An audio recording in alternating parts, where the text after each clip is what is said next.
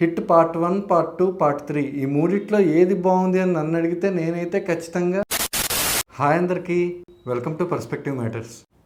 వీడియోని చివరి వరకు చూడండి, నచ్చితే లైక్ చేయండి, అలాగే ఛానల్ని సబ్స్క్రైబ్ చేయండి. Hit 3 review.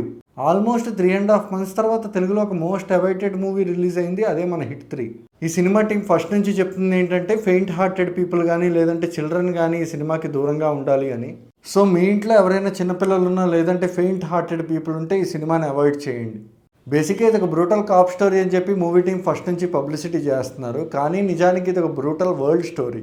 ఇంకొక ఇంపార్టెంట్ థింగ్ ఏంటంటే హిట్ ఫస్ట్ 2 parts లాగా ఇది ఒక ఇన్వెస్టిగేషన్ థ్రిల్లర్ అయితే కాదు. కాకపోతే వాటిల్లాగే ఇందులో కూడా సీరియల్ కిల్లింగ్స్ అయితే జరుగుతూ ఉంటాయి, కానీ ఆ మర్డర్స్ ఎవరు చేస్తున్నారు, ఎందుకు చేస్తున్నారు, వాళ్ళ మోటో ఏంటి అనే విషయం మనకి సినిమా స్టార్ట్ అయిన 40 minutesకే తెలిసిపోతుంది. సో ఆ తర్వాత 2 hours మూవీ మాత్రం హీరో విలన్స్ని ఎలా చంపుతాడు అనే పాయింట్ మీదే వెళ్తుంది. హీరో నాని అనేసరికి మనకు కొన్ని ఎక్స్పెక్టేషన్స్ సెట్ అవుతాయి కదా, అలాంటి ఎక్స్పెక్టేషన్స్ ఈ సినిమా మీద పెట్టుకోవద్దు. ఎందుకంటే నాని కంప్లీట్గా అవుట్ ఆఫ్ జోన్ వచ్చి చేసిన సినిమా ఇది.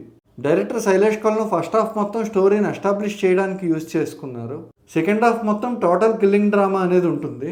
ఈ సినిమాకి బిగ్గెస్ట్ ప్లస్ పాయింట్ ఏంటంటే మిక్కీ జే మేయర్ కంపోజ్ చేసిన బ్యాక్గ్రౌండ్ స్కోర్. సినిమాటోగ్రఫీ కూడా చాలా బాగుంది సినిమాలో. అండ్ ఈ మధ్య సినిమాలో ఉండే ఫైట్స్లో హీరో ఎవరిని చంపుతున్నాడు, ఎవరిని కొడుతున్నాడు అనే క్లారిటీ అస్సలు ఉండట్లేదు. కానీ ఈ సినిమాలో almost 40 minutes long fight sequence ఒకటి ఉంది. 40 minutes లాంగ్ ఫైట్ సీక్వెన్స్లో కూడా హీరో ఎవరిని చంపుతున్నాడు, ఎలా చంపుతున్నాడు అనేది క్లియర్గా అర్థమయ్యేలా ఎడిట్ చేశారు.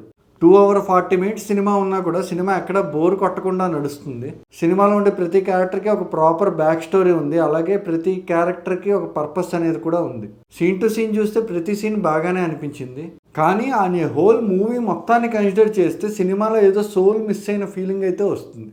ఓవరాల్గా సినిమాని కన్సిడర్ చేస్తే సినిమా అబోవ్ యావరేజ్ నుంచి హిట్ మధ్యలో ఉంది, కానీ ఈ సినిమాకి చేసిన ప్రమోషన్స్, నాని క్రెడిబిలిటీ వల్ల ఈ సినిమాకి హిట్ టాక్ వచ్చే ఛాన్సెస్ చాలా ఎక్కువ ఉన్నాయి. ఇంకొక పాజిటివ్ విషయం ఏంటంటే అంత పెద్ద థియేటర్లో అంత మంచి సౌండ్ సిస్టమ్ నుంచి చాగంటి గారి వాయిస్ వినేటప్పుడు చాలా బాగా అనిపించింది.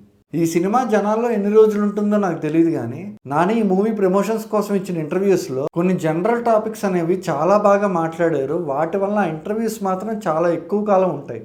ఓవరాల్గా హిట్ సిరీస్లో ఏ పార్ట్ బాగుంది అని అడిగితే నేనైతే ఖచ్చితంగా హిట్ 1 అనే చెప్తా. మరో మూవీ రివ్యూతో మళ్ళీ కలుద్దాం. Until then bye. వెళ్లే ముందు ఛానల్ని సబ్స్క్రైబ్ చేయండి.